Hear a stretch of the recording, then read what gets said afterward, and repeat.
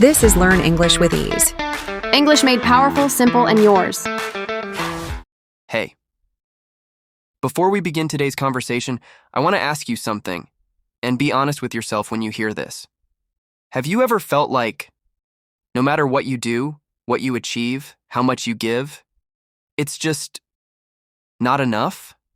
Like you always fall short, like you're always trying to keep up, to prove something, to finally be seen or valued. And yet, that moment never really comes? If your answer is yes, if you feel this way more than you'd like to admit, then I want you to know, you're not alone. Today we're having a real, raw, honest talk, not just to help you learn English through natural conversation, but to help you heal from this belief that you're not enough. Because the truth is, you are. You always have been. But sometimes, life, or people, make us forget that. So sit back, breathe, and stay with us. We're going to talk like old friends. This is Learn English with Ease, and you're listening to Jack and Emma. You know, Jack, this topic really hits close to home. I think so many people carry this invisible weight on their shoulders, this belief that they have to constantly prove themselves just to be worthy. And most of the time, we don't even realize where it comes from. It becomes a part of how we speak, how we love, how we treat ourselves. We push ourselves, we criticize ourselves, we compare ourselves with everyone around us. And the sad thing is, we think it's normal. We think that's just how life works. But here's the thing. Most of us weren't born thinking we're not enough. We learned it. Somewhere along the way, something, or someone, taught us that love had to be earned. Maybe it was a parent who was too busy, too critical, or emotionally distant. Maybe it was school, getting praised only when you succeeded, punished when you failed. Or maybe it was a relationship, someone who made you feel small every time you tried to speak up, someone who only showed affection when you were doing something for them. And slowly, your mind connected your worth with your performance, your productivity, your ability to please others. That's how it begins. And now, even as an adult, you're still carrying that old story. Maybe you don't realize it, but it shows up. It shows up when you can't say no. It shows up when you feel guilty for resting. It shows up when you overthink a simple message from someone you like. It shows up when you settle for less than you deserve because deep down, you don't believe you deserve more. Exactly. And it's so easy to think that we're the problem. Like, maybe I'm just too emotional, or maybe I'm too sensitive, or maybe I'm not trying hard enough. But the truth is, you're likely trying too hard.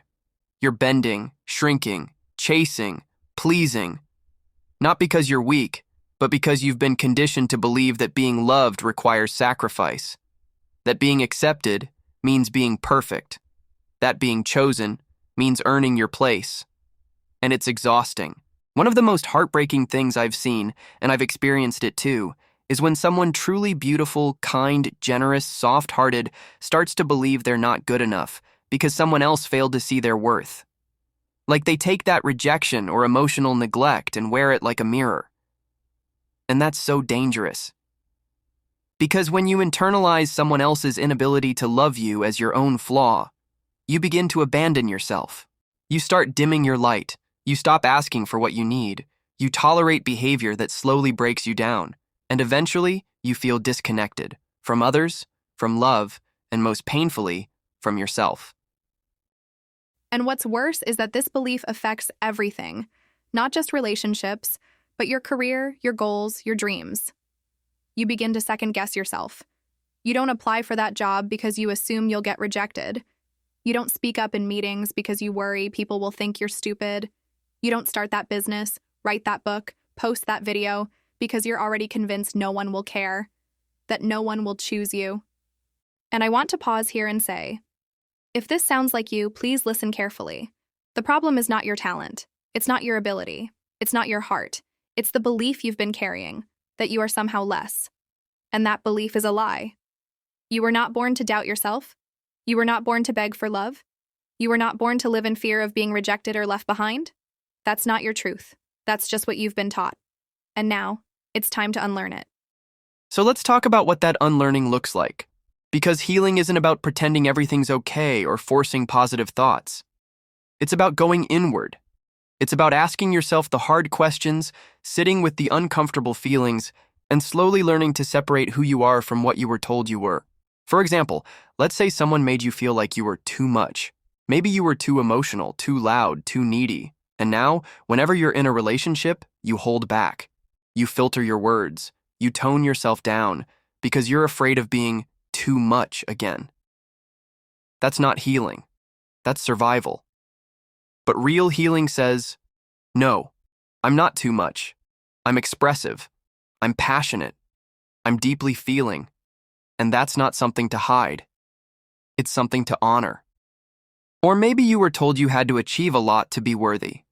And now, every time you rest, you feel guilty. Every time you're not productive, you feel lazy. Healing says, I'm allowed to rest. My value is not tied to how much I produce. I am enough, even when I do nothing. That's so powerful. And I want to add, healing is also about choosing different. Sometimes we wait for our feelings to change before we act. We wait to feel confident before we set boundaries. We wait to feel ready before we leave the relationship. We wait to feel healed before we speak our truth. But the truth is, sometimes the action has to come first. Sometimes you have to set the boundary even when your voice shakes. Sometimes you have to walk away even when your heart wants to stay. Sometimes you have to speak up even when your inner critic is screaming at you. And it won't feel easy. It won't feel natural. But every time you do it, you're rewriting your story. You're telling your nervous system, we don't have to stay small anymore. We don't have to beg. We don't have to chase. We are allowed to take up space. And in English, in life, in love, that's what we're all trying to do, right? To take up space without fear. To be fully ourselves without apology. And honestly, if there's one thing we hope you take from today's episode, it's this. You are not too broken to be loved. You are not too late to start healing. And you are not too little to matter. You don't have to prove anything. You don't have to be anything other than exactly who you are. And yes, some people won't see your worth. Some people will walk away. Some people will not be able to meet you where you are. But that's not a reflection of you. That's just life. That's just people. And your job isn't to be everything for everyone. Your job is to stay true to you. To learn to love the parts of yourself that you once tried to hide. And the beautiful thing? When you start doing that, when you start showing up for yourself, everything begins to shift. You attract people who value you. You find peace in your own company. You stop chasing and start receiving. Because you finally remembered what was always true. You are enough. So if no one's told you today, let me be the first. You are doing better than you think. You are growing even if it doesn't look like it. You are healing even if it still hurts. You are enough, even when you don't feel like it. You don't have to earn rest. You don't have to earn love. You don't have to earn worth. You already are worthy, just by existing, just by being here, just by listening to this and deciding that you want more for yourself. That matters. You matter. Always. Thank you for staying with us today. If this episode touched something in you, if it made you feel seen, understood, or just a little lighter, we'd love it if you subscribed, left a comment, or shared this with someone who might need it. This isn't just a podcast. This is a safe space, a place to grow, learn English, and heal together. So come back next time. We have more to say, more to feel, more to learn. Until then, be gentle with yourself. You're not behind. You're just becoming.